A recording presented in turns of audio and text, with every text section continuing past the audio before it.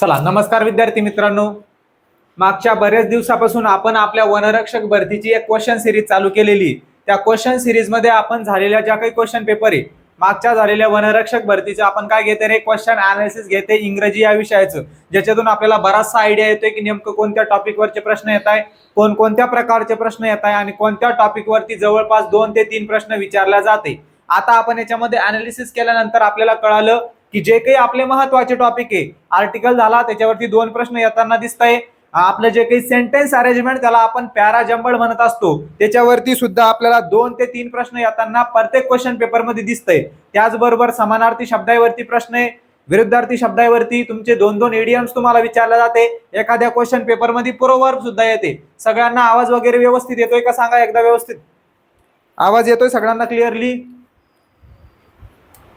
आवाज व्यवस्थित येतो का सांगा? लगेच आपण आपलं खतरनाक लेक्चर घेणार आहे आज एकदम चांगल्या प्रकारे. बरचसं इंग्रजीचे टॉपिक, इंग्रजीचं अनालिसिस तुमचं आजच्या या लेक्चर मधून होणार आहे. Okay. Is everything about the voice? Everything about the voice? आवाज व्यवस्थित आहे का? Just tell once. All clear? All clear? All clear? All clear? All clear? All clear? All clear?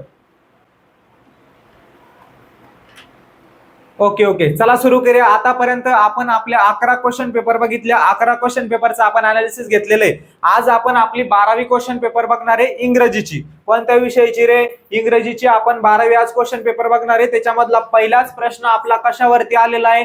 जे काही आपलं वन वर्ड सबस्टिट्यूशन असतं, म्हणजे शब्द समूहाबद्दल एक शब्द, त्याच्यासाठी आज आपला पहिलाच क्वेश्चन आलेला आहे. म्हणजे हा प्रश्न कशावरचा आहे? आपली जी काही व्होकॅब्युलरी असती, व्होकॅब्युलरीवरचा प्रश्न आहे. चला लगेच सुरुवात करूया आपल्या पहिल्या प्रश्नापासून. Some species of birds and animals. Birds म्हणजे काय? प्राणी. पक्षी. बर्ड्स म्हणजे पक्षी, प्राणी.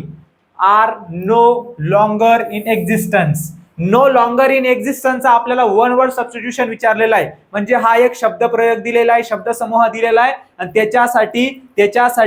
त्याच्यासाठी आपल्याला काय विचारलेलं आहे रे? एक शब्द विचारलेला आहे. बरोबर आहे. सोपं असतं, जास्त टेन्शन घ्यायचं नाही. फक्त व्यवस्थित प्रश्न वाचणं गरजेचं असतो. तुम्ही जेवढं चांगल्या प्रकारे प्रश्न वाचतान, प्रश्न समजून घेशाल. प्रश्न कोणते वाचायचे असतात? हे प्रश्न वाचायचे असतात. Some species of birds and animals. नाही तर सरनं सांगितलं प्रश्न वाचायचा, समजून घ्यायचा. मग प्रश्न वाचण्यामध्ये, समजून घेण्यामध्ये टाइमपास करत 2 मिनिटं तिथंच वेळ वाया घालवत बसायचं नाही. प्रश्न कोणता वाचायचा? प्रश्न हा वाचायचा. म्हणजे दिलेलं एखादं विधान असलं, वाक्य असलं ते वाचायचं. हा टाइमपास नाही करत बसायचा की select the option that can be used as a one word substitution. सगळ्याला माहितीये काय करणं तिथं, लगेच कळतं. वन वर्ड सबस्टिट्यूशन लगेच नजर गेल्या कळतं की हा वन वर्ड सबस्टिट्यूशनचा प्रश्न आहे.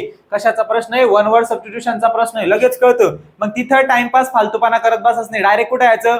टू द पॉइंट, मुद्द्यावरती यायचं. म्हणजे इथं यायचं आपल्या प्रश्नावरती. मी याला प्रश्न म्हणत असतो, याला प्रश्न म्हणत नसतो. चला बघूया. Some species of birds and animals are no longer in existence. No longer in existence म्हणजे काय रे? अस्तित्वात नसलेले.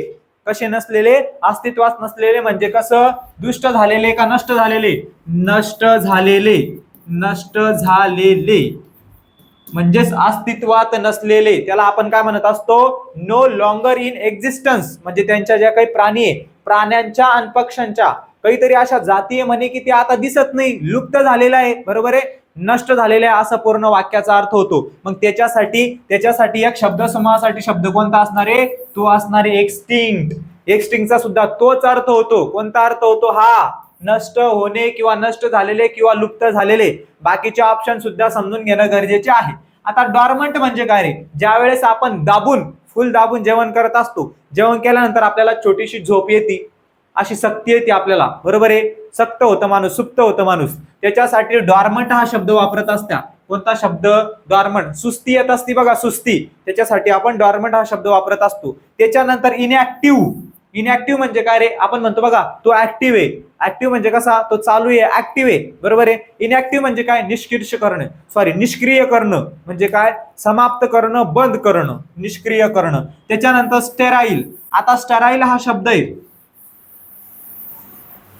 आता बघून घ्या, आता हे जे काही महत्वाचे शब्द आहे, डॉर्मंट शब्दाचं मी तुम्हाला काय सांगितलं, सुस्त होणं, बरोबर आहे. इनॅक्टिव्ह म्हणजे काय सांगितलं रे, इनॅक्टिव्ह म्हणजे निष्क्रिय होणे. आणि आता सगळ्यात महत्वाचा शब्द स्टराईल, हा शब्द जवळपास तुमच्या ओळखीचा शब्द नसन.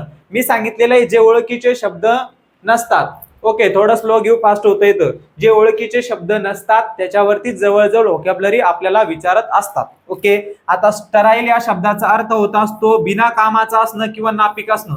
आपण म्हणतो आमची जमीन आता नापीक झालेली आहे, म्हणजे काय झालेली आहे, स्टराईल झालेली आहे, ती आता कोणत्याच कामात येणार नाही, ती फक्त झोपाच्या कामामध्ये येणार आहे, ओके. म्हणजे काय, ती नापीक झालेली आहे, तिचा काहीच आता चांगला उपयोग नाही. त्याच्यासाठी आपण स्टराईल हा शब्द वापरत असतो. चारही शब्दाचे तुम्हाला अर्थ सांगितलेले, वन वर्ड सबस्टिट्यूशन साठी जर आलं तर बाकीचे सुद्धा ऑप्शन तुमचे बरोबर आले पाहिजे. या प्रश्नाचं बरोबर उत्तर असणारे एक्सटिंक्ट. काय असणारे, एक्सटिंक्ट. चला पुढचा प्रश्न बघूया. दुसरा प्रश्न आपल्याला सेंटेन्स अरेंजमेंटचा आहे. कशाचा, सेंटेन्स अरेंजमेंटचा. सेंटेन्स अरेंजमेंटचा प्रश्न कधीही ऑप्शन वरून सोडवायचा आणि काहीतरी लॉजिक लपलेलं असतं त्याच्यामध्ये, त्या लॉजिक वरून सोडवायचा असतो. चला सोडवा मग. आता इट वॉज सगळ्यात सोपं. It was by chance. It काय रे, इट काय, प्रोनाउन आहे, बरोबर आहे. त्याच्यानंतर इट सुद्धा काय, प्रोनाउन आहे. बट काय, बट काय, बट हे कंजक्शन आहे. जर वाक्यामध्ये नाऊन असन, वाक्यामध्ये काय असन दादा, वाक्यामध्ये 4 वाक्यामध्ये एका वाक्याची सुरुवात नामानं होत असन तर त्या पॅसेजची सुरुवात सुद्धा त्याच वाक्यानं होणार असती. सर्वनामाच्या आधी कधीही नाव येत असतं. आपण म्हणतो विशाल हुशार मुलगा आहे, तो पाणी पितो, तो खातो, कसं म्हणतो, तो हुशार मुलगा आहे, तो खेळायला जातो, मग म्हणतो आपण विशाल खूप छान लिहितो, असं म्हणतो का, नाही. आधी नाऊन येतं, नाऊन नंतर प्रोनाऊन येत असतं, बरोबर आहे. त्याच्यामुळे आधी काय येणार आहे, नाऊन येणार आहे. म्हणजे वाक्याची सुरुवात होणार आहे बीन.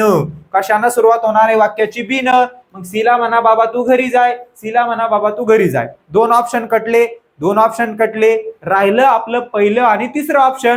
बघा मग आता इथं BCAD आता लगेच सांगतो बघा.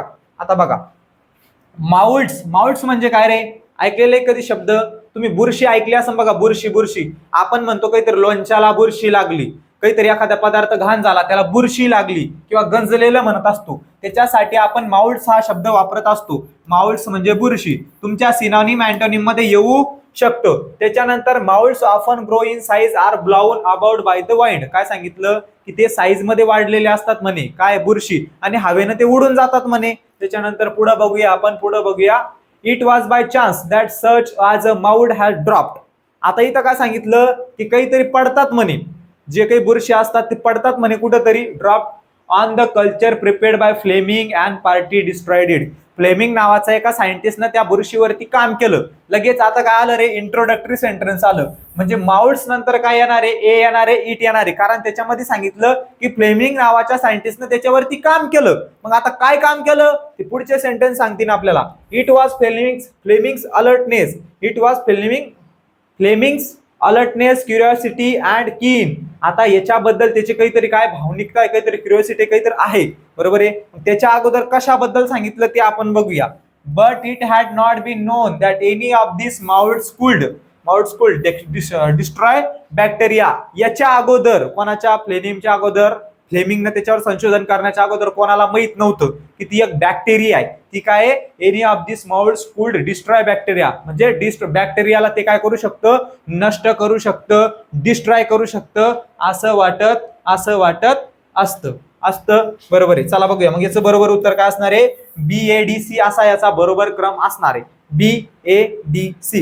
लगेच तुम्हाला आला नाही प्रश्न तरी ऑप्शन कट पद्धतीनं जायचं. सांगितलेले मोठ्या अक्षरानं म्हणजेच काय, कॅपिटल लेटरनं कधीही पॅसेजची सुरुवात होत असती. एखाद्या वेळेस वाक्यामध्ये 3 प्रोनाउन असले आणि एक नाऊनचं वाक्य असलं तर नाऊननं सुरुवात आपण करत असतो. कळालं. चला पुढे जाऊया. पुढच्या प्रश्नामध्ये आपल्याला आला तर अँटोनिम. अँटोनिम म्हणजे काय रे बाबा, अँटोनिम म्हणजे विरुद्धार्थी. अँटोनिम म्हणजे काय, अँटोनिम म्हणजे विरुद्धार्थी. आता आपल्याला विरुद्धार्थी शब्द शोधायचा आहे. कशाचा विरुद्धार्थी शोधायचा आहे, अक्लेम. आता अक्लेम हा शब्द एवढा म्हणजे एवढा महत्वाचा आहे. बऱ्याचशा परीक्षामध्ये अक्लेम हा शब्द विचारला गेलेला आहे. आता अक्लेम म्हणजे काय, पाठच करून ठेवायचं, कारण रिपीट होत असतं. आता तुम्ही काय करशाल तुम्हाला सांगतो की व्होकॅब्युलरीवरचा अभ्यास कसा करायचा. लगेच जायचं तुमच्या वहीमध्ये अक्लेम हा शब्द लिहून ठेवायचा. लिहून ठेवल्यानंतर ज्यावेळेस आपलं लेक्चर संपन, आता लेक्चरमध्ये करत बसायचं नाही, एवढा वेळ नसतो.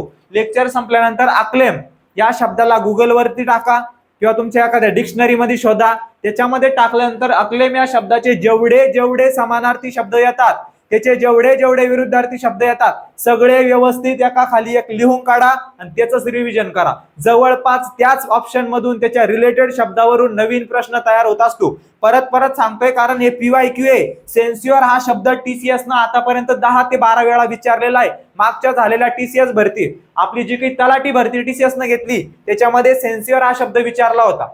मग हे सगळे PYQ मधून रिपीट होत असतं. फक्त कळालं पाहिजे कसं रिपीट होतं, काय रिपीट होतं. त्याच्यासाठी अनालिसिस करणं खूप गरजेचं असतं. काय असतं? अनालिसिस करणं खूप म्हणजे खूप गरजेचं असतं. म्हणून आपण अगोदरी क्वेश्चन अनालिसिस सिरीज घेतोय. त्याच्यामधून कळतंय की प्रश्न कुठून येतोय, कसा येतोय, काय येतोय. बरोबर आहे. आता तुम्ही पाहिलं असन की अक्लेम या शब्दाचे समानार्थी शब्द आलेले. लगेच सांगतो. अगोदर आपण बऱ्याचशा क्वेश्चन पेपर घेतल्या, त्याच्यामध्ये आपल्याला प्रशंसा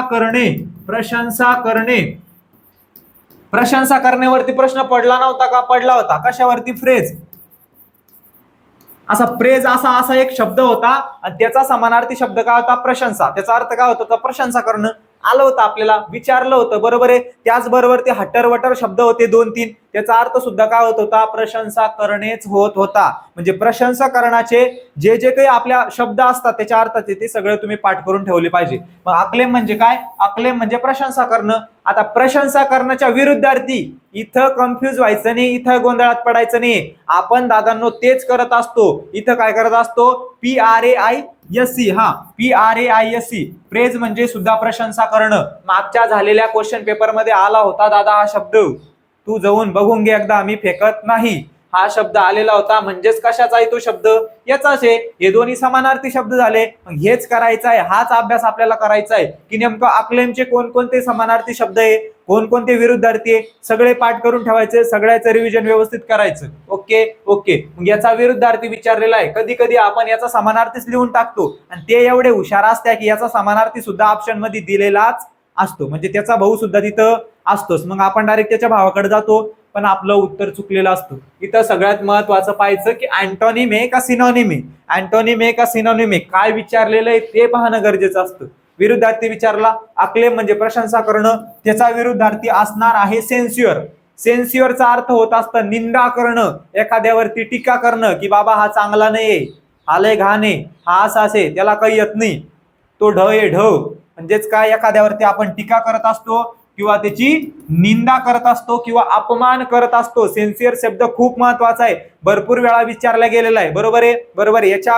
याच्या समानार्थी जवळजवळ सैनिक हा शब्द सुद्धा येऊ शकतो की दुसऱ्यांचा दोष काढणारा व्यक्ती. मग असंच तुम्हाला अभ्यास करायचा आहे PYQ मधून. त्यालाच म्हणत असतं अनालिसिस करणं. अनालिसिस करणं म्हणजे दुसरं काही नसतं, अभ्यास करणं नसतं. अनालिसिस करणं म्हणजे विश्लेषण करणं असतं. ते अशा प्रकारे. आता तुम्ही अप्रूव्ह हा शब्द घेशाल, त्याचे सगळे समानार्थी लिहून काढा, विरुद्धार्थी लिहून काढा. कमांड हा शब्द महत्वाचा आहे. अप्रूव्ह म्हणजे काय? अप्रूव्ह म्हणजे मान्य करणे. अप्रूव्ह म्हणजे मान्य करणे. आता याचाच एक समानार्थी शब्द आपण पाहिला होता. कोणता? कोणाला आठवतं सांगा. याचाच समानार्थी शब्द आपण पाहिला होता. अरे कोणता पाहिला होता? ऍडमिट सुद्धा काय होत असतं? ऍडमिट म्हणजे सुद्धा मान्य करणं. आलं होतं की नाही मागच्या क्वेश्चन पेपर मध्ये? म्हणजे PYQ रिपीट होता हेच आपल्याला कळालं पाहिजे. या दोन्हीचा अर्थ एकच होतो. बरोबर आहे. आणि अप्रूव्ह ऍडमिटचे दोन अर्थ. एक ऍडमिट म्हणजे मान्य करणं, दुसरा ऍडमिट म्हणजे काय? एखाद्या गाडीवर पडला बिळला, मग दवाखान्यात नेऊन ऍडमिट करणं, हे दुसरं ऍडमिट झालं. आणि हे ऍडमिट म्हणजे काय? प्रशंसा करणं. त्याच्यानंतर आता अरेस्ट आणि कमेंड हा शब्द आहे. कमेंड या शब्दाचा अर्थ सुद्धा होत असतो प्रशंसा करणं. काय? कमेंड म्हणजे प्रशंसा करणं, कमेंट नाही, कमेंड. बघा, COMMEND. व्यवस्थित तुम्हाला परत ओरडून सांगतोय, हे खूप महत्वाचं असतं याचं अनालिसिस करणं. कारण ह्या अनालिसिस मधून दादांनो भावांनो काय होत असतो? प्रश्न रिपीट होत असतो. कळालं? हे दोन्ही झाले समानार्थी. अक्लेम प्रशंसा करणं, कमेंड प्रशंसा करणं, फ्रेज प्रशंसा करणं. अजून 2-4 शब्द आहे प्रशंसा करणं. कळालं? म्हणजे याचा विरुद्धार्थी कोणता असणार आहे? सेन्स्युअर. आणि समानार्थी कोणता असणार आहे? कमेंट. कळतंय. अरेस्ट म्हणजे तुम्हाला सांगायची गरज नाही. अरेस्ट म्हणजे काय? कैद करणं. म्हणजे ह्या प्रश्नाचं उत्तर काय झालं आपलं? Option number 4. चला पुढे जाऊया. पुढे आपल्याला परत वन वर्ड सबस्टिट्यूशन. लगेच मी पाहिलं वन वर्ड सबस्टिट्यूशन, बाकीचं वाचत बसायचं नाही, लगेच प्रश्न कळाला, लगेच प्रश्न कळाला. चला बघूया आता मान्सून. मान्सून म्हणजे काय? MONSOON monsoon. मान्सून एका ऋतूचं नाव आहे जो आता लोडिंग आहे, येणार आहे थोड्याच दिवसामध्ये, ज्याचं आगमन होणार आहे, त्यालाच काय म्हणत असत्या? पावसाळा. मान्सून. मान्सून म्हणजे काय रे? पावसाळा. विंटर म्हणजे काय? हिवाळा. आणि समर म्हणजे काय? उन्हाळा. तिन्ही ऋतू तरी आपल्याला माहिती पाहिजे. Monsoon in India is very, की भारतामधला जो काही पावसाळा आहे म्हणे इरेग्युलर. इरेग्युलर म्हणजे काय रे? अनियमित, म्हणजे रेग्युलरली नसणं, अरेग्युलर, अनियमित अँड अनप्रेडिक्टेबल. आपण प्रेडिक्ट करू शकत नाही, अनिश्चित आहे. म्हणजे पाऊस कधी येऊन टपकन सांगता येत नाही. आता उन्हाळा चालू आहे तरी बऱ्याच ठिकाणी पाऊस पडतोय, गारी पडतोय. पावसाळा काय आहे? पावसाळा काय? अनप्रेडिक्टेबल आहे, सांगता येत नाही कधी पावसाळा येईल. उन्हाळ्यामध्ये सुद्धा पाऊस येऊन टपकत असतो. भारतामधला पावसाळा कसा आहे? अनप्रेडिक्टेबल आहे. कळालं? कळालं. जसं पाकिस्तानला अनप्रेडिक्टेबली सांगितलं, काय रात्री काय झालं कळालं असं बऱ्याच जणांना, बरोबर आहे की नाही? ऑपरेशन सिंदूर कोणाला माहिती होतं का होणार आहे म्हणून? सगळ्यांना वाटत होतं भारतामध्येच काहीतरी घेणारे 2-4 घडामोडी, भारताच्या आधी पाकिस्तानमध्येच झालं. म्हणजेच काय? ते अनप्रेडिक्टेबल होतं, अनिश्चित होतं, पहिले ठरवलेलं नव्हतं. त्यांनी ठरवलं असन पण इकडे आपल्याला माहित झालेलं नव्हतं, म्हणजे आपल्यासाठी ते अनप्रेडिक्टेबल होतं. कळालं? कळालं. मग त्याच्यासाठी आपण शब्द वापरत असतो इरॅटिक. कोणता रे? इरॅटिक. इरॅटिकचा अर्थ काय होत असतो? अनिश्चित असणं, अनियमित असणं. म्हणजे एवढ्या मोठ्या शब्दसमूहासाठी हा शब्द. आता बाकीचे जे शब्द दिलेले त्याच्यामध्ये 3 नंबरचा शब्द खूप महत्वाचा आहे. 3 नंबरचा हा शब्द खूप महत्वाचा आहे, त्याच्यावरती प्रश्न तयार होऊ शकतो. आता 3 नंबरचा शब्द काय आहे? इरोनियस. इरोनियसचा अर्थ होत असतो चुकीचं. इरोनियसचा अर्थ काय होत असतो? चुकीचे. लिहून घ्या व्यवस्थित. इरोनियस म्हणजे चुकीचे. 4 नंबरचा ऑप्शन बघा, इकॉनॉमिकल. इकॉनॉमिकल म्हणजे आर्थिक. इकॉनॉमी म्हणजे अर्थशास्त्र विषय नसतो का आपला, तसंच इकॉनॉमिकल म्हणजे आर्थिक, म्हणजे पैसा समजा, त्याला म्हणत असतं पैसा किंवा आर्थिक अर्थव्यवस्था, इकॉनॉमिकल. आणि पहिलं जे ऑप्शन आहे एक्सेप्शनल. एक्सेप्शनल म्हणजे काय? आपण म्हणतो एक्सेप्ट हे नाही तर ते, म्हणजेच काय? एक तर हे एक तर ते, असाधारण गोष्ट किंवा अपवादात्मक, म्हणजे हे आसन किंवा ते आसन, फिक्स नसणं, म्हणजेच काय? एक्सेप्शनल. एक्सेप्शनल म्हणजेच काय? एक्सपेक्ट हे, एक्सेप्ट हे, म्हणजे एक तर हे नाहीतर ते. कळालं? कळालं. याचं बरोबर उत्तर काय असणार? इरॅटिक. इरॅटिकचा सुद्धा अर्थ तोच असतो, अनियमित आणि अनियचित. शब्द समूहाबद्दल एक शब्द. Option number 2. कळालं? कळालं? कळालं. इरोनियस हा शब्द खूप महत्वाचा आहे, व्यवस्थित आपल्या वहीमध्ये लिहून ठेवा, लक्षात ठेवा, त्याच्यावरती प्रश्न येत असतो. का बरं सांगतोय? इकॉनॉमिकल हा शब्द तुमच्या 10 वेळेस आतापर्यंत कानावर आला असेल. एक्सेप्ट, एक्सपेक्ट, एक्सेप्ट 2 शब्द. आता एक्सेप्ट. एक्सेप्ट म्हणजे काय? एक तर येऊ नाही तर तेव. एक्सपेक्ट म्हणजे काय? एक्सपेक्ट म्हणजे आपल्याकडून काहीतरी एक्सपेक्टेशन असणं, अपेक्षा असणं, ते वेगळं. एक्सेप्शनल म्हणजे काय? अपवादात्मक. लक्षात ठेवायचं. हा शब्द सुद्धा माहितीचा आहे आपल्या, तो येणार नाही जवळपास. इकॉनॉमिकल ओळखीचा आहे, जवळपास येणार नाही. पण इरोनियस आणि इरॅटिक दोन्ही शब्द आपल्यासाठी वेगळे, आपल्यासाठी नवीन आहे. त्याच्यामुळे ह्या 2 प्रश्नावरती, शब्दावरती 100% प्रश्न तयार होण्याची शक्यता आहे. कळालं? कळालं. याचं बरोबर उत्तर काय असणार आहे? इरॅटिक. चला पुढे जाऊया, पुढे जाऊया. आता आपल्याला काय करायचंय? खाली काहीतरी लेस, लिटल, सम, मच काहीतरी दिलेलं आहे. आपल्याला त्याच्यामधलं काय करायचंय रे?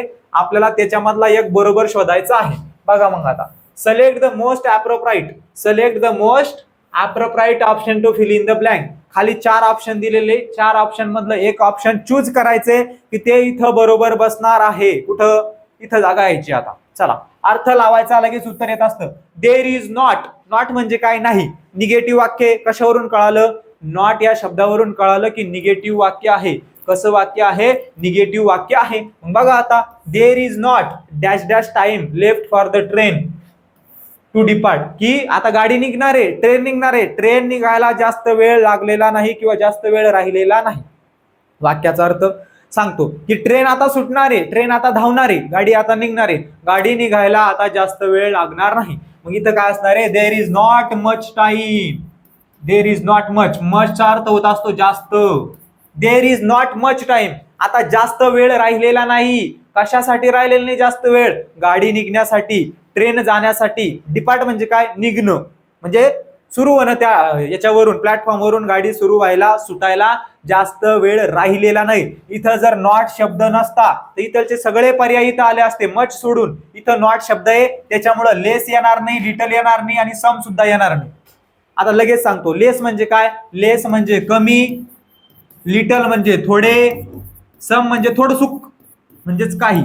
सम म्हणजे खूप कमी, काही. तिन्हीचा अर्थ जवळजवळ सारखाच होतो. इथं नॉट शब्द नसता तर लेस आला असता. आता तुम्हीच ठेवून बघा, देर इज नॉट लेस, तिथं कमी नसतं. काय? कमी टाइम नसला, बरोबर की नाही? आता जास्त वेळ राहिलेली, कमी वेळ राहिलेला नाही. कशाला? ट्रेन सुटायला. आपण काय म्हणत असतो, आता जास्त टाइम नाही बाकी बरं का आपल्याकडं. आता एखादा मरताना माणूस टीव्ही मध्ये पाहिला असेल, पिक्चर मध्ये, अब मेरे पास ज्यादा समय नहीं बचा है, तो काय म्हणतो? अब मेरे पास ज्यादा समय नहीं बचा है. का असं म्हणतो? अब मेरे पास कम समय नहीं बचा है असं म्हणत असतो. कधी? अब मेरे पास ज्यादा समय नहीं बचा है, म्हणजे आता माझ्याकडे जास्त वेळ राहिलेला नाही. त्याच्यामुळे जास्त म्हणजेच काय? मचचा अर्थ होत असतो जास्त. त्याच्यामुळे इथं बरोबर जास्तच बसणार आहे. इथं फक्त एका नॉट शब्दामुळे 3 ऑप्शन येऊ शकत नाही. नॉट हा शब्द नसता ते तिन्ही शब्द इथं बरोबर बसले असते. कळालं? आपल्या या प्रश्नाचं बरोबर उत्तर काय असणार आहे? ऑप्शन नंबर 4 असणार आहे. जर तुम्ही मराठीमध्ये ट्रान्सलेशन सुद्धा जे काही फिल इन द ब्लँकच्या असत्या त्याच्यामध्ये तुम्ही मराठीच्या ट्रान्सलेशन मधून सुद्धा केले किंवा मराठीमधून ट्रान्सलेशन केलं तरी सुद्धा तुम्ही उत्तरापर्यंत पोहोचू शकता. चला पुढे जाऊया. परत आपल्याला सेंटेन्स अरेंजमेंटचा प्रश्न आलेला आहे. ABCD. इथं काय रे? इट म्हणजे काय? प्रोनाउन. ऍज म्हणजे काय? ऍज अ रिझल्ट ऑफ दिस. कशाचा तरी रिझल्ट आला, पण कशाचा तरी रिझल्ट येण्या अगोदर काहीतरी बोलला असन, काहीतरी दिला असन, कोणता तरी विषय असन, बरोबर आहे. त्याच्यानंतर अल्युमिनियम. आता अल्युमिनियम फाईल हा काय? हा एक नाऊन आहे, बरोबर आहे. हा काय? एक नाऊन आहे. मग वाक्याची सुरुवात कशानं होणार आहे? डी न. आणि सगळ्यात सोपं डी डी डी डी. चारही ठिकाणी D D D D D D D D दिलेला आहे. त्याच्यामुळे वाक्याची सुरुवात कशानं होणार आहे? डी न. आता एकदम सोपं झक्कास लॉजिक तुम्हाला सांगतो. सोप्या लॉजिकनं जायचं. 1 नंबरचं काय असणार आहे? डी असणार आहे. त्याच्यानंतर बघा आता इथं काय? It is used. It is काय? आता इट इज युज्ड म्हणजे काय? अल्युमिनियम यूज केलं जातं म्हणजे याचा वापर केला जातो असा कशाचा अर्थ होतो? तिसऱ्या वाक्याचा. अजून एक जादू दाखवतो बघा. It is also used. कळतंय आता? It is also used. पहिले काय सांगितलं? इट इज युज्ड आणि इट इज ऑल्सो युज्ड. कळतंय का आता? म्हणजे याचा वापर केला जातो. आणि या वरच्या वाक्याचा अर्थ काय होतो? याचा अजून वापर केला जातो. आणखी एक वापर आहे त्याचा.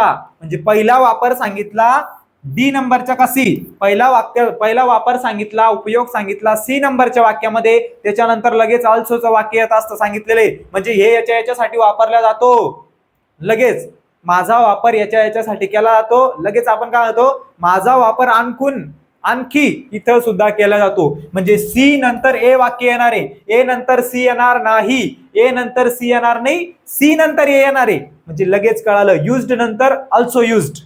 यूज केला जातं, अजून एकदा यूज केला जातं, म्हणजेच काय? याच्यानंतर हे वाक्य येणार. मग लगेच ऑप्शन मध्ये पाहायचं सी नंतर लगेच ए पाहिजे. इथं सी नंतर ए नाहीये, इथं सी नंतर ए नाही, इथं उलट दिलेले. पण ऑप्शन नंबर 3 जर तुम्ही व्यवस्थित पाहिला तर सी नंतर ए. सी नंतर काय आहे? सी नंतर ए. इथं सुद्धा सी नंतर ए दिलेलं नाही. त्याच्यामुळे हे सुद्धा उत्तर नसणार आहे. मग इथं उत्तर काय असणार आहे? DBCA असा बरोबर क्रम या प्रश्नाचा असणार आहे. म्हणजे ऑप्शन नंबर 3. सोपे लॉजिक असत्या. ऑप्शन वरून जाऊ शकतो, सोपेसा लॉजिक वरून जाऊ शकतो. की काय जे विषय दिले बाबा इथं एका याच्यामध्ये काहीतरी इंट्रोडक्टरी सेंटेन्स असतं, म्हणजे ओळख करून देणार वाक्य असतं. कळतंय? एखादा नाऊन असतो, मग त्यानं सुरुवात झाली बाबा, मग त्याच्याविषयी माहिती देणार, मग त्याचा एखादा वापर सांगणार, मग आणखीन दुसरा वापर सांगणार. कधी कधी काय असतं? पहिले त्याचं एक एक्झाम्पल देणार, द एक्झाम्पल ऑफ अल्युमिनियम असं. त्याच्यानंतर इट ऑल्सो युज्ड असं येऊ शकतं की अनादर एक्झाम्पल. पहिलं एक्झाम्पल तर सांगून दिलं, अजून एखादं एक्झाम्पल कोणतंही मग ते सांगणार. म्हणजे पहिलं एक्झाम्पल, अनादर एक्झाम्पल म्हणजे दुसरं एक्झाम्पल. कळतंय? म्हणजे याच्या नंतर हे येणारे असे सोपे लॉजिक लावून आपण लगेच उत्तरापर्यंत पोहोचू शकतो. याचं बरोबर उत्तर काय असणार आहे? अरे बरोबर उत्तर असणार आहे पर्याय क्रमांक 3. कळतंय? चला पुढे जाऊया. पुढचा प्रश्न बघा. Select the most appropriate synonym. आता काय विचारलं आपल्याला? सिनोनिम विचारलं. सिनोनिम म्हणजे समानार्थी विचारलेलं आहे. काय विचारलेलं आहे? सिनोनिम. तर बघा, इनव्हियसचा अर्थ होता असतो मत्सर. आता मत्सर हा झाला व्याकरणाच्या भाषेमध्ये, बरोबर आहे. कशाच्या भाषेमध्ये? व्याकरणाच्या. आपल्या भाषेमध्ये आपल्याला आवडता असणारा शब्द आहे तो कोणता? जळकट. आपण नाही म्हणत माझा मित्र माझ्यावर लय जळतो, तो लय जळकट आहे, तो लय असा आहे, बरोबर आहे, म्हणजे वाईट आहे, ज्याला आपण म्हणू शकतो जळका. एखाद्यावरती जळणं, एखादा जळकट असणं, घाण असणं, त्याच्यासाठी आपण इनवियस हा शब्द वापरत असतो. इनवियसचा अर्थ होत असतो मत्सर. मत्सर म्हणजेच काय? जळकट. ज्याला एखाद्याचं सहन नाही होत काही, तो नोकरीला लागला, याला सहन नाही होत, यार तो लागला मी कसं काय नाही लागलो, मग तो आता डबल काहीतरी गेला पाहिजे, फेल झाला पाहिजे, त्याचा पेपर निघला, ग्राउंडमध्ये फेलच झाला पाहिजे. म्हणजे असं काय करत असतो आपण? जळत असतो एखाद्यावरती. जो व्यक्ती आपल्यावर्षी आपल्याबद्दल जळत असन, आपल्यावर जळत असन, त्याच्यासाठी हे नाव ठेवायचं टोपण नाव, इनवियस. त्याला इनवियस म्हणायचं. काय म्हणायचं? इनवियस म्हणायचं. त्याचा समानार्थी आपल्याला विचारलेलं आहे, लगेच आपल्याला दिसते ऑप्शन मधून की ऑप्शन नंबर 3 म्हणजे जेलियस. जेलियस म्हणजे काय रे? जेलियस म्हणजे जळकट, जळणारा व्यक्ती. मग याचा समानार्थी काय असणार आहे? काय असणार आहे? काय असणार आहे? हा असणार आहे जेलियस. जेलियस म्हणजे काय? जळणार. याचा समानार्थी काय झाला आता? जेलियस. आता तुम्हाला सांगतो, आता मला एक सांगा, इनवियस हा शब्द आपल्याला जवळपास माहिती नसतात. जे हुशार असन, अभ्यास असून त्याला माहिती असन, बरोबर की नाही. इनवियस हा शब्द नवीन आहे आपल्यासाठी. मग त्याचे सगळे अर्थ व्यवस्थित काढायचे, सगळे अर्थ व्यवस्थित पाठ करायचे आणि त्याचं व्यवस्थित अनालिसिस चांगल्या प्रकारे करायचं. त्याच्यानंतर तुम्ही जेलियस हा शब्द तुमच्या ओळखीचा आहे, तुम्हाला माहित आहे. अँग्री म्हणजे काय? अँगर. अँग्री म्हणजे रागीट असणं, राग येणं. तो म्हणतो आज मी लय अँग्री आहे, आज मला राग आलेला आहे, बरोबर आहे, बरोबर आहे. अँग्री म्हणजे काय? राग. हा सुद्धा आपल्याला माहिती आहे. पण एक नंबरचा शब्द इन्फेरियर आपल्याला माहिती नाही. माहिती असन सर असं नका म्हणू, आम्हाला माहिती आहे. ज्यांना माहिती असन त्यांना माहिती असन, पण बऱ्याच 90% मुलांना माहिती नसतो इन्फेरियर. त्याच्यानंतर मिझरेबल. मिझरेबलचे दोन आता मिझरेबल आहे. मेजरेबल वेगळं, मिझरेबल वेगळं. मेजरेबल म्हणजे मोजता येणारं मेजरेबल, आणि हे मिझरेबल आहे. मिझरेबलचा अर्थ होत असतो जो काही कसा आहे? दयनीय आहे, म्हणजे दयावान असा, दिन, गरीब आहे, गरीब. आपल्या भाषेमध्ये याला गरीब किंवा दुःखी व्यक्ती किंवा गरीब व्यक्ती, त्याच्यासाठी आपण मिसरेबल असा हा शब्द वापरत असतो. त्याच्यानंतर अँग्री म्हणजे राग, आणि इन्फेरियर. इन्फेरियरचा अर्थ होत असतो स्वस्त. स्वस्त आपल्याला आवडतं ते स्वस्त, स्वस्त चीज, स्वस्त वस्तू. 10 रुपयाची वस्तू मला स्वस्तात भेटली 5 रुपयाला, त्याच्यासाठी वापरायचं इन्फेरियर. इन्फेरियरचा अजून एक समानार्थी शब्द तो म्हणजे चीप. CHEAP. चीपचा अर्थ सुद्धा तोच होत असतो, काय? स्वस्त. इन्फेरियर म्हणजे स्वस्त. मग दोन्ही काय झाले? समानार्थी शब्द. असाच आपल्याला अभ्यास करायचे, असे शब्द काढायचे, अशीच व्होकॅब्युलरी आपल्याला पाठ करायची आहे. ओके, समजतंय? समजतंय. याचा समानार्थी कोणता झाला? जेलियस. मिसरेबल म्हणजे गरीब असलेला व्यक्ती किंवा दीन किंवा दुःखी असलेला व्यक्ती, असं त्याला म्हणू शकतो. चला पुढे जाऊया. पुढचा प्रश्न बघा. पुढच्या प्रश्नामध्ये आता प्रश्न आलेला आहे आपल्या डिग्रीचा. तुमच्यापैकी कोणी डिग्री शिकलेला असन किंवा नसन माहित नाही, पण लगेच तुम्हाला सांगतो डिग्री म्हणजेच काय. आता डिग्री आपण कंपॅरिझन साठी वापरत असतो. DEGREE degree. डिग्री आपण कशासाठी वापरत असतो? कंपॅरिझन. जर आपल्याला दोन माणसांचं, दोन लोकांचं, दोन वस्तूंचं काय करायचंय? तुलना करायची आहे, कंपॅरिझन करायची आहे, त्याच्यासाठी आपण वी यूज डिग्री. डिग्री वापरत असतो. मग डिग्री कोणती? आपली 12वीची डिग्री नाही, 15वीची डिग्री नाही. इथं डिग्री वेगळी. Positive degree, superlative degree, comparative degree. डिग्रीचे 3 प्रकार असतात. एक कंपॅरेटिव्ह डिग्री असती, दुसरी पॉझिटिव्ह डिग्री असती, तिसरी सुपरलेटिव्ह डिग्री असती. अजून सुपरलेटिव्ह डिग्री मध्ये जर आपल्याला एखादं वाक्य आलं तर तिथं द हे आर्टिकल वापरत असत्या. सांगितलेलं आहे. मग इथं आता कोणती डिग्री येणार आहे बघा. ही इज नॉट इनोसंट. इनोसंट म्हणजे काय रे? इनोसंट आपण नाही म्हणत का तो लय इनोसंट आहे, ती लय इनोसंट आहे, म्हणजे दयावान आहे, दयाळू आहे, दयाळू, लय शांत आहे, लय चांगली आहे. त्याच्यासाठी आपण कोणता शब्द वापरत असतो? इनोसंट. बरोबर आहे. हे काय? हे ऍडजेक्टिव्ह आहे. हे काय? ऍडजेक्टिव्ह आहे. मग इथं आता येणार आहे पॉझिटिव्ह डिग्री. पॉझिटिव्ह डिग्री मध्ये जे काही विशेषण असतं त्याच्या अगोदर ऍज शब्द लागत असतो आणि नंतर सुद्धा ऍज शब्द लागत असतो. मग इथं येणार ऍज, इथं सुद्धा येणार ऍज, कारण पॉझिटिव्ह डिग्री आपल्याला तयार करायची आहे. पॉझिटिव्ह डिग्रीचं वाक्य दिलेलं आहे. दोन याची तुलना केलेली आहे बघा. आता he is not as innocent as appears innocent. काय केलेली आहे? तुलना केलेली आहे. आता वाक्याचा अर्थ सांगतो, लगेच तुम्हाला कळत. He is not as innocent म्हणजे he is not as innocent as he appears to. Appears म्हणजे काय रे? दिसणं. तो जसा दिसतो तसा नाहीये. तो जेवढा शांत वाटतो तसा तेवढा तो शांत नाहीये. जेवढा डेंजर तो वाटतो तो तेवढा डेंजर नाहीये. आपण काय म्हणतो, तो दिसतो तसा तो नाही आहे. बरोबर आहे. म्हणजे काय झालं, कंपॅरिझन झालं त्याचं स्वतःसोबत त्याची तुलना केली. ज्यावेळेस आपण स्वतःसोबत तुलना करत असतो त्यावेळेस आपण पॉझिटिव्ह डिग्री वापरत असतो. आणि पॉझिटिव्ह डिग्रीमध्ये विशेषणाच्या अगोदर ऍज आणि नंतर सुद्धा ऍज शब्द लागत असतो. आणि जी काही आपली कंपॅरेटिव्ह डिग्रीमध्ये असतं त्याच्यामध्ये सुनर द्यान, टॉलर द्यान म्हणजे ER विशेषणाला ER प्रत्यय लागत असतं आणि द्यान हा शब्द यूज केला जात असतो. सुपरलेटिव्ह डिग्रीमध्ये LEST टॉलेस्ट, सुपर फास्टेस्ट म्हणजे EST लागत असतं आपल्या विशेषणाला. ज्यावेळेस डिग्री टॉपिक तुम्ही बघशाल डिटेलमध्ये त्यावेळेस तुम्हाला सगळं व्यवस्थित कळून जाईल. मग इथं काय असणार आहे, he is not as innocent as he appears to. तो जसा दिसतो, जसा भोळा दिसतो तसा भोळा तो नाही. असं पूर्ण वाक्याचा काय होतो, अर्थ होतोय. कळालं? याचं बरोबर उत्तर असणार आहे ऑप्शन नंबर 4. चला पुढे बघूया. प्रिपोजिशन वरती प्रश्न आहे. फिक्स प्रिपोजिशन वरती प्रश्न आहे. प्रिपोजिशन म्हणजे शब्दयोगी अव्यय.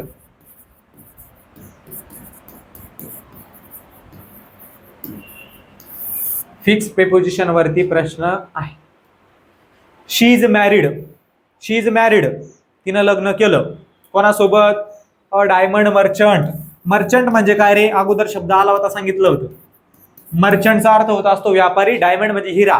हिऱ्याच्या व्यापाऱ्यासोबत तिनं लग्न केलं. आता आपल्याला वाटलं की हिऱ्याच्या व्यापाऱ्याशी लग्न केलं. आपण काय म्हणतो, तिनं हिऱ्याच्या व्यापाऱ्याशी लग्न केलं, तिनं याच्याशी लग्न केलं, तिनं त्याच्याशी लग्न केलं. मग इथं बरोबर येणार आहे टू, कारण फिक्स प्रिपोजिशन आहे. इथं काय येणार आहे टू. मॅरिड नंतर टू वापरत असतो किंवा कधी कधी आपण वापरत असतो she is married to be असं असतं. काय असतं, मॅरिड टू बी असतं किंवा मॅरिड टू असतं. काही शब्द प्रयोग असे सांगितलेले ते फिक्स असतात. आता बऱ्याच जणांना असं वाटत असं की इथं विथ सुद्धा येऊ शकतो. इथं काय येऊ शकतं, विथ सुद्धा येऊ शकतो. पण विथ सुद्धा येऊ शकतं, पण विथच्या आधी बाप येतो कोणता, टू. विथ म्हणतो तुझ्या अगोदर मी येणार, तू पण येऊ शकतो, पण तुझ्या अगोदर मी जागा आहे. बरोबर आहे की नाही? तुझ्या अगोदर कोणाची जागा आहे ना. तुम्हाला जर 2 ऑप्शन दिले, एक तर गुलाबजामुन खा आणि दुसरं काहीतरी चॉकलेट खा, तुम्ही कशाला हात लावणार? आधी गुलाबजामुन. चॉकलेट बी खाणारच तुम्ही ना. चॉकलेट म्हणणार मी पण गोड आहे, गुलाबजामुन म्हणणार मी पण गोड आहे, पण गुलाबजामुन म्हणणार मी राजा आहे, मी आधी खाणार, मी आधी आवडताय. मग याच्यासाठी आधी आवडतं कोण आहे, टू. मग इथं बरोबर काय असणार आहे, मॅरिड टू. असा एक डायरेक्टली फिक्स प्रिपोजिशन असतं. मी तुम्हाला काही की असे शब्द सांगितलेले, त्याच्यानंतर हे प्रिपोजिशन वापरलं जाणार आहे तर हेच वापरलं जाणार आहे, दुसरं वापरलं जात नाही. याचा अर्थ होतो ज्यासोबत 2 जर नाते आपल्याला दाखवून असले, रिलेशन आपल्याला दाखवून असले, तर टू या शब्दयोगी अव्ययाचा आपण काय करत असतो, वापर उपयोग करत असतो. She is married to a diamond merchant. Married to a की तिनं त्याच्याशी लग्न केलं. कोणाशी? जो काही हिऱ्याचा व्यापारी, हिऱ्याच्या व्यापाऱ्याशी तिनं लग्न केलं किंवा हिऱ्याच्या व्यापाऱ्याशी तिचं लग्न झालं, असा वाक्याचा अर्थ होतो. त्याच्यामुळे टू हे प्रिपोजिशन इथं बरोबर असणार आहे. विथ म्हणजे सोबत. मग आपल्याला सुद्धा ते सुद्धा वाटू शकतं की तिनं हिऱ्याच्या व्यापाऱ्यासोबत लग्न केलं, पण त्याच्या अगोदर टू येणार, मग नंतर विथ येणार. जर इथं टू नसतं, दुसरं काहीतरी असतं, तर आपण विथ वापरलं असतं. ज्याचा आधी पहिला नंबर त्याला पहिला नंबर द्यावाच लागणार. फॉर तर येऊच शकत नाही. की व्यापाऱ्यासाठी लग्न केलं, व्यापाऱ्यासाठी लग्न केलं का तिनं? व्यापारासाठी नाही केलं, स्वतःसाठी बी केलं लग्न. बरोबर आहे की नाही? बाय म्हणजे नियम. मग इथं काय तर she is married by a diamond, की डायमंड कडून तिचं लग्न झालं किंवा डायमंड कडून तिच्यासाठी किंवा तिचं लग्न केलं गेलं. तिच्याशी लग्न केलं तिनं, त्याच्याकडून तिचं लग्न केलं गेलं नाही. बाकीचे प्रिपोजिशन इथे योग्य बसत नाही. इथं कोणतं येणार आहे? इथं टू हे जे काही प्रिपोजिशन आहे ते फिक्स प्रिपोजिशन आहे, म्हणून तेच इथं येणार आहे. ओके, जाऊया पुढं. लगेच ऑप्शन वरून मला कळतंय आर्टिकल वरचा प्रश्न आहे. कशावरचा प्रश्न आहे दादा? आर्टिकल वरचा प्रश्न आहे. आता जिथं आर्टिकल वापरायचं आहे तिथं समोरचा शब्द खूप जास्त महत्वाचा असतो. आर्टिकल कुठं वापरायचंय? इथं. त्याच्या समोरचा शब्द कोणता आहे? एक्स. त्याच्या समोरचा शब्द कोणता आहे? X ray. आता इथं बऱ्याच जणांचं कन्फ्युजन होणार आहे. कशामुळं? एक्स हा काय रे? एक्स हा स्वर नाहीये, तो काय व्यंजन आहे. पण आपल्याकडे नियम काय आहे? इथं स्वर आला चालतोय, पण स्वरापेक्षा स्वराचा उच्चार आला पाहिजे. काय आला पाहिजे? स्वराचा उच्चार आला पाहिजे. म्हणजेच काय? ए असा, ई असा, बरोबर नाही? ए ई आय ओ यू असा उच्चार आला पाहिजे, उच्चार. पण यांनी काय दिलेले? एक्स. मग तुम्ही म्हणशाल व्यंजन आहे सर वापरा ए, पण ए वापरणं इथं चुकीचं असणार आहे, कारण उच्चार कशाचा होता? X ray. X ray. आपण काय म्हणतो? एक्स रे काढ नाही, यक्स रे, यक्स य क्स, मग उच्चार कशाने होतो? ए न, ए न उच्चार होतोय. मग हे काय आहे? ए हा स्वर आहे. आपल्याला माहिती आहे स्वराच्या उच्चाराच्या अगोदर कोणता आर्टिकल वापरत असत्या? अँड हे आर्टिकल आपण वापरत असतो. कधी कधी असं असतं बघा, MBA काय म्हणतो? MBA. आता MBA अशी डिग्री आहे काहीतरी, परत MA, परत MSc ऐकला असून तुम्ही, बरोबर आहे. MBA, मग याच्या अगोदर आता M म्हणजे काय रे? व्यंजन आहे. त्याच्या अगोदर आपण अ वापरू शकत नाही.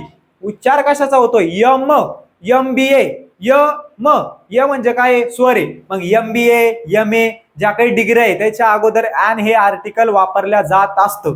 ज्याचा उच्चार कशाचा होत असला रे? ज्याचा उच्चार स्वरायचा होत असला तिथं अँड हेच आर्टिकल आपल्याला वापरावं लागणार आहे. मग इथं बरोबर कोणता आर्टिकल येणार आहे? अँड हे आर्टिकल येणार आहे. कारण इथं एक्सरे दिला, एक्सरे काय? सिंग्युलर नाऊन आहे. बरोबर आहे, बरोबर आहे. बघा, the doctor advise the patient to get an X-ray done, की डॉक्टरनं जो काही पेशंट आहे पेशंटला सल्ला दिला की तुम्ही एक एक्सरे काढून घ्या. काय करून घ्या? एक्सरे. तो काय जे हाड मोडलं, काय जे तो डोकं फुटलं, त्याचा तू सगळ्यात पहिले काय करून घे? एक्सरे काढून घे. असा सल्ला डॉक्टरांनी कोणाला दिला? तुम्हाला दिला का मला दिला? जो पेशंट आहे त्या पेशंटला दिला. मग याचं बरोबर उत्तर काय असणार आहे? 2 number option, an article. Okay, चला जाएंगे आगे. परत आर्टिकल वरचा प्रश्न आहे. A the no word one, याच्यावरून लगेच दिसलं कशावरचा प्रश्न आहे? आर्टिकल वरचा प्रश्न आहे. बघा, he is dash dash a leader. आता तुम्हाला एक सांगतो, जर वाक्य आपलं इथं समाप्त झालं असतं कुठं? He is dash dash leader, फक्त लीडर पर्यंत वाक्य असलं. भरपूर असे प्रश्न आपण अगोदर पाहिले, फक्त कळालं पाहिजे कुठं काय वापरायचंय. लीडर पर्यंत वाक्य समाप्त झालं असतं तर इथं ए आर्टिकल आलं असतं. कोणतं? इथं ए आर्टिकल आलं असतं. पण पुढं काहीतरी दिलेलं आहे, अमॉंग म्हणजे च्या मधून, ऑल हिज फ्रेंड्स त्याचे सगळे मित्र. आता फिक्स सांगितलेले आहे त्याचे सगळे मित्र. इथं ऑलच्या जागी जर एनी असतं, एनी म्हणजे कोणतेही, त्याचे कोणतेही मित्र, मित्र फिक्स होते का? नाही. त्याचे जेवढे मित्र आहे तेवढे फिक्स इथं सांगितलेलं आहे, निश्चित दिलेलं आहे. मग निश्चित गोष्टीसाठी आपण द हे आर्टिकल वापरत असतो. वाक्य वाचून बघा, लगेच तुम्हाला कळून द येणार आहे. He is the leader, he is the leader, he is a leader, तो एक नेता आहे. ही इज द लीडर, तो एक नेता आहे. अमॉंग ऑल हिज फ्रेंड्स, त्याच्या सगळ्या मित्रांमधून तो नेता आहे. सगळ्या मित्रांमधून नेता कोण येतोय? म्हणजे त्याच्या सगळ्या मित्रांमधून. हा एक विशिष्ट शब्दप्रयोग, शब्दसमूह, एक छोटासा काय वापरला? फ्रेज इथं वापरलेला आहे. फ्रेज म्हणजे आपण त्याला वाक्यच म्हणू सोपंच, फ्रेज वगैरे नाही. तो अमॉंग ऑल हिज फ्रेंड्स म्हणजे त्याच्या सगळ्या मित्रांमधून तो काय? लीडर आहे. मग असं सगळ्यामधून तो, याच्यामधून हा, त्याच्यामधून तो, त्याच्यासाठी आपण द हे आर्टिकल वापरत असतो. जर व्यवस्थित गोष्ट माहित नसली, फिक्स नसली, इथं ऑलच्या जागी एनी शब्द असला असता, कोणत्याही मित्रामधून, त्याच्या सगळ्या मित्रांमधून, किंवा कोणत्याही नाही असं आलं असतं तर तिथं अ आर्टिकल आपल्याला वापरावं लागलं असतं. त्याच्यामुळे इथं द हे फिक्स आर्टिकल येणार आहे, कारण पुढची गोष्ट फिक्स दिलेली आहे. जवळपास असं समजून टाळायचं, जिथं काहीतरी आपल्याला लेटर वापरायचंय, आर्टिकल वापरायचंय, या शब्दाच्या पुढे जर अजून किती मोठं कीर्तन दिलेलं असलं, किती मोठं लिहिलेलं असलं तर जवळपास दच आर्टिकल येत असतं 90%. तर याच्या पुढे काहीतरी बदा बदा बदा बदा बदा बदा लिहून ठेवलेलं आहे तर इथं जवळपास दच आर्टिकल येत असतं 90 ते 95%. कळालं? पण याच्या पुढे काही लिहिलेलं नसलं म्हणजे जिथं आर्टिकल वापरायचे त्याच्या लगेच एखादा शब्द असला किंवा 2 शब्द असले तर अ हे आर्टिकल आपण वापरत असतो किंवा ॲन वापरत असतो. अ कुठं वापरत असतो? सिंग्युलर काउंटेबल नाऊन किंवा गोष्ट अनिश्चित असली, पर्टिक्युलर नाऊन नसलं तेव्हा. ॲन कुठं वापरत असतो? स्वरानं उच्चार होणारे तिथं. द कुठं वापरत असलं? जगातील एकमेव असणारी गोष्ट, फिक्स असणारी गोष्ट, एखादं स्थळ, बरोबर आहे. म्हणजे एखादा अशी फिक्स गोष्ट असली, एखादा किल्ला असला, त्याच्या अगोदर आपण काय वापरत असतो? द हे आर्टिकल आपण वापरत असतो. आर्टिकल टॉपिक एकदम चांगल्या प्रकारे कळून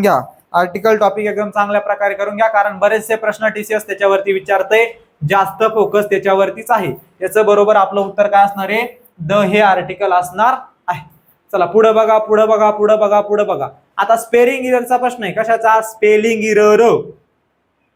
एक स्पेलिंग चुकीची दिलेली आहे. The office environment is very congenial. आता कंजेनियल म्हणजे काय रे? कंजेनियलचा अर्थ होत असतो कम्फर्टेबल म्हणजेच काय? अनुकूल. आता वाक्याचा अर्थ सांगतो. The office environment is very comfortable, की कंजेनियल जे की ऑफिसचं एन्व्हायरमेंट आहे, ऑफिसचं वातावरण खूप अनुकूल आहे, खूप चांगलं आहे. So the employees are perfectly happily work दर.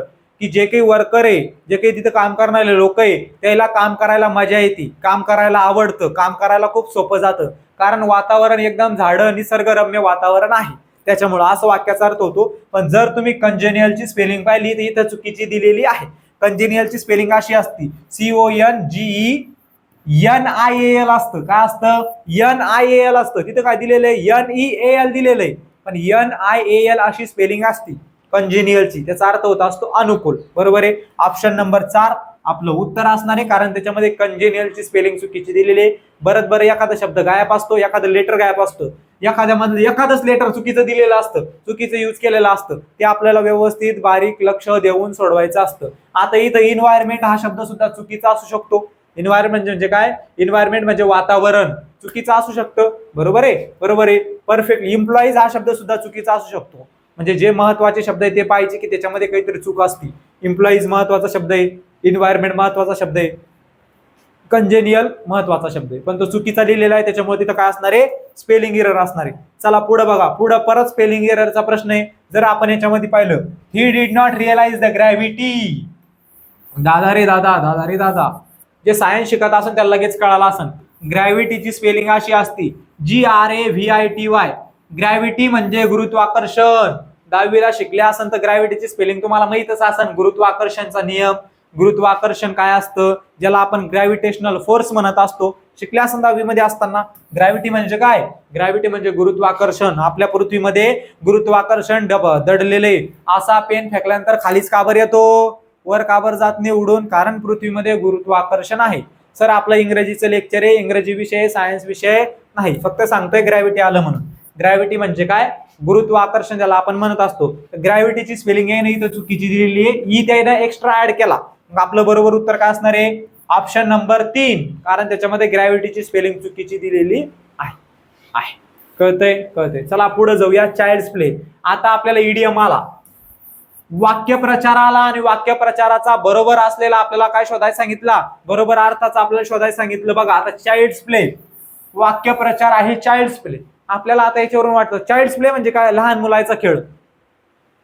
अर्थ जर लावला, मी म्हटलं तुम्हाला की इडियम आणि याचा मराठीचा काही संबंध नसतो, इडियमचा आणि मराठी ट्रान्सलेशनचा संबंध नसतो. आता चाइल्ड्स प्लेचा अर्थ होत असतो अतिशय सोपं, अतिशय सोपे सोपे सोपे सोपं, अतिशय सोपं. आपण नाही म्हणत का, अरे ते लहान मुलाचा खेळ येतो, लहान मुलाचं काम येते, मग काम नाही ते कोणाचं काम आहे? लहान मुलाचं. म्हणजे एखादं सोपं काम असलं तर आपण काय म्हणतो? अरे हे लहान मुलाचं काम येते, पानचट पोरायचं काम येते, असं आपण म्हणत असतो. बरोबर आहे. म्हणजे एकदम लहान मुलाचं काम आहे, सोपी गोष्ट आहे. आपण काय म्हणतो? थ्रो मारणं. हा, अरे मी तर मग थ्रो लय भारी आहे, हे लहान पोरायचं काम आहे, असं आपण म्हणत असतो. हे कशाचं काम आहे? लहान पोरायचं काम आहे. म्हणजे कसं काम आहे? सोपं काम आहे.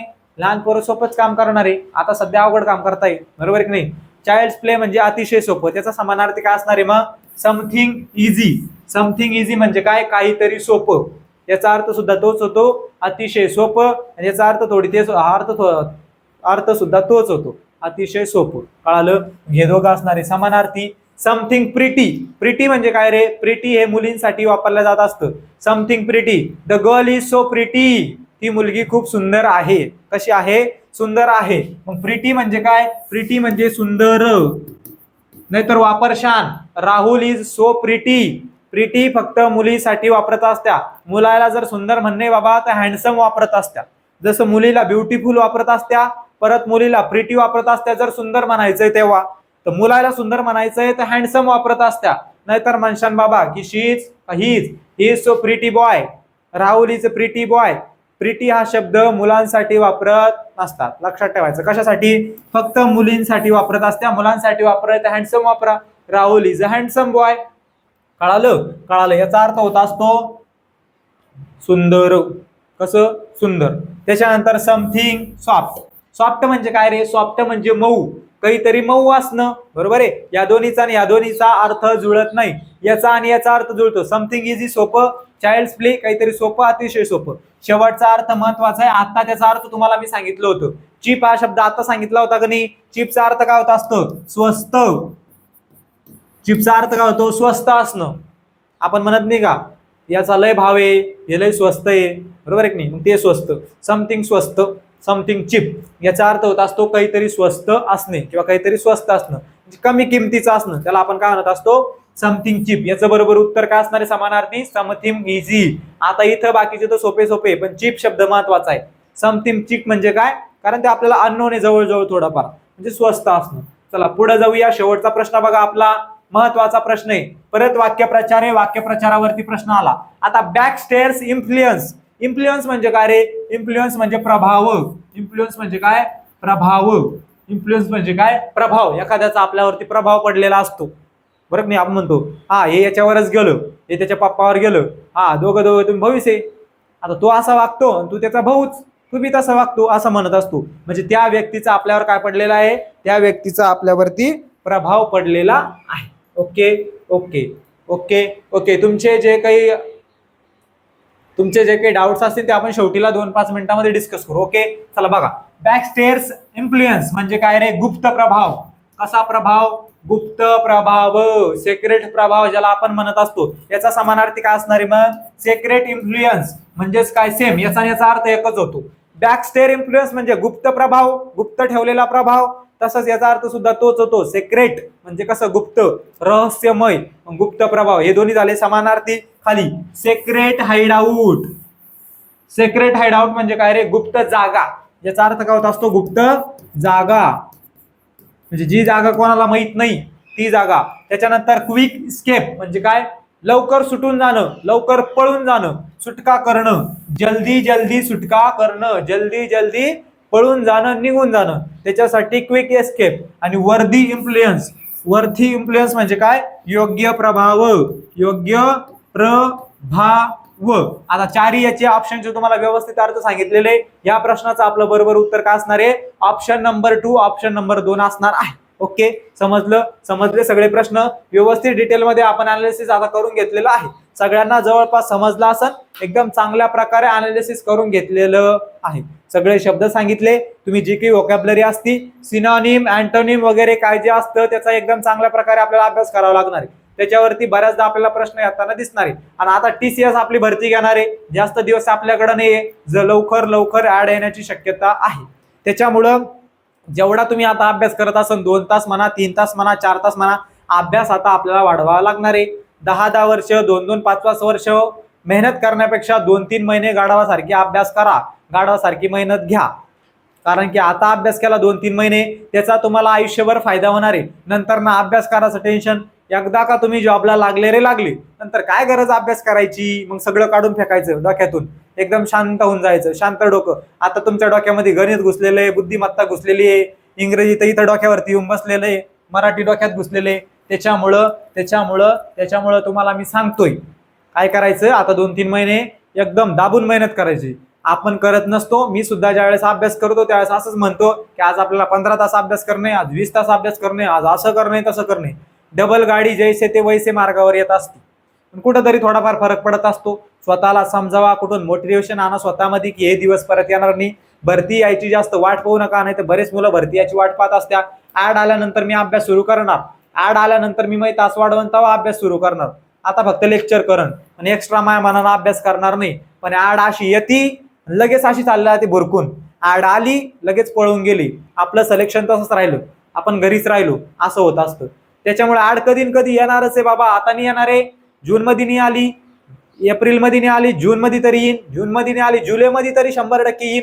आणि तिथेही नाही आली तर पुढे येणारच आहे ना, त्यांना जागा लागणारच आहे, त्यांना भरायचंच आहे. जेवढा जास्त वेळ भेटतोय तेवढं चांगलंय. नंतर परीक्षा जवळ आली रे आली, परीक्षेला कमी मार्क आले रे आले, नंतर तूच म्हणत बसतो की बाबा थोडासा वेळ शिल्लक भेटायला पाहिजे होता अभ्यास करायला, एखादा महिना ऍड लेट यायला पाहिजे होती. बरोबर आहे का नाही, असं आपल्याला वाटत असतं. त्याच्यामुळे सांगतोय की जेवढा वेळ तुमच्याकडे आहे तेवढी चांगली गोष्ट आहे. ग्राउंड चालू असेल चांगल्या प्रकारे चालू द्या, अभ्यासही तितक्याच चांगल्या पद्धतीनं करा. आपल्या लोकांचं ग्राउंड चांगलं असतं, अभ्यास कमी पडत असतो. पहिले पेपर होत असतं, पोलीस भरती सारखं नाही उलट क्रम, पहिले पेपर होत असतो, नंतर काय होत असतं, ग्राउंड होत असतं. मग आधी आपल्याला पेपरसाठी तलवार घेऊन तयार राहावं लागणार आहे, म्हणजे आपला अभ्यास तयार करून ठेवावा लागणार आहे एकदम चांगल्या प्रकारे. काही अडचण असली तर लगेच क्लिअर करून चालायची, आपले डाऊट लगेच क्लिअर करून घ्यायचे, लगेच 2 मिनिटात डाऊट क्लिअर झाला पाहिजे. कारण एकदा तो डाऊट आणि त्या डाऊट वरती जर प्रश्न आला मग आपला मार्क गेला, आणि एक प्रश्न गेला की 2 मार्क गेले. त्याच्यामुळे एक एक प्रश्न तुमच्यासाठी महत्वाचा आहे. एका एका मार्कातून आपण बाहेर पडत असतो. इंग्रजी हा विषय अतिशय अतिशय म्हणजे खूप महत्वाचा आहे, खूप महत्वाचा. कारण इंग्रजीमुळेच बरेचशा मुलांचं सिलेक्शन राहून जात असतं. इंग्रजीमध्ये 2 मार्काचा फायदा होईल, 3 मार्क वाढन, 5 मार्क. क्वेश्चन अनालिसिस मधून तुमचे बरेचसे मार्क वाढणार आहे. 2, 4, 5 मार्क वाढले, काही की मुलं एका एका मार्कामुळे घरी राहत असतात. त्याच्यामुळे 2 मार्क वाढू द्या, 4 मार्क वाढू द्या, 5 मार्क, जेवढे जास्त वाढले, जेवढे जास्त वाढले तेवढं चांगलं होणार आहे. त्याच्यामुळे तुम्ही काय करा, फक्त स्वतः मनापासून तयारी करा. चान्स परत परत भेटत नसतो. जे तुमचे आई वडील आहे ते तुमच्यासाठी कबाड कष्ट करू राहिले, त्याचा विचार ठेवायचा डोक्यावरती. त्याला मनामध्ये आणायचं की बाबा मला अभ्यास करणं आहे, त्यांच्यासाठी करणं आहे. कारण ते एवढं तुम्हाला रात्रंदिवस खाऊ घालायला, परत काय जे असते तुमचा खर्च उचलायला, एवढे ते श्रीमंत नाहीये, संपत्तीवान नाहीये. एक दिवस असा आणायचा, एक दिवस नाही, आता लवकरच आणायचा. जर चांगल्या प्रकारे अभ्यास केला, पुढच्या 6 ते 7 महिन्यामध्ये तुम्ही वनरक्षक झालेला असणार आहे. म्हणजे एवढी फास्ट प्रोसिजर असती. म्हणून सांगतोय, भरती एकदा पटकन आली रे आली, लगेच पळून जात असते आणि आपण घरीच बसून राहत असतो. जेवढा वेळ भेटतोय तेवढा तुमच्यासाठी चांगलंच आहे. आखीन तुम्ही म्हणाला पाहिजे जेवढी लेट येऊ राहिली तेवढा मला 2 मार्क वाढन, तेवढे मी 5 मार्क वाढन, तेवढे मी 7-8 मार्क कव्हर होतील. इंग्रजीचं आतापर्यंत बरंचसं कव्हर केलं नसन. बऱ्याच मुलाची चूक असते इंग्रजीला दुर्लक्ष करत असत्या, इंग्रजीला निग्लेक्ट करत असत्या. कारण मनामध्ये ठोकून ठेवलेलं असतं की बाबा इंग्रजी अवघड आहे. स्वतःच्या मनाला जर तुम्ही सांगून ठेवलं की मी आता याच्यासोबत कुस्ती जिंकणार नाही, तुम्ही कधीच त्याच्यासोबत कुस्ती जिंकणार नाही. स्वतःच्या मनाला सांगा मला इंग्रजीमध्ये इंटरेस्ट आहे, इंग्रजी मला सोपी जाणार आहे. पॉझिटिव्ह राहायचं. लॉ ऑफ अट्रॅक्शन तुम्ही ऐकलं असेल, जसा तुम्ही विचार करणार तसं जवळजवळ 90% तुमच्या सोबत घडत असतं. बऱ्याच जणांना अनुभव सुद्धा आले असेल. त्याच्यामुळे सांगत बसायचं की मला इंग्रजी सोपी जाणार, मी इंग्रजीचा एकदम चांगल्या प्रकारे अभ्यास करणार. Okay okay okay okay. चला चला, तुमचे काय जे डाऊट असेल ते फक्त 2-5 मिनिटांमध्ये समजून घेऊ. तुमचं काय जे असेल ते लगेच क्लिअर करतो, मग आपण लेक्चरला स्टॉप करू. इन्व्हायरमेंट म्हणजे वातावरण.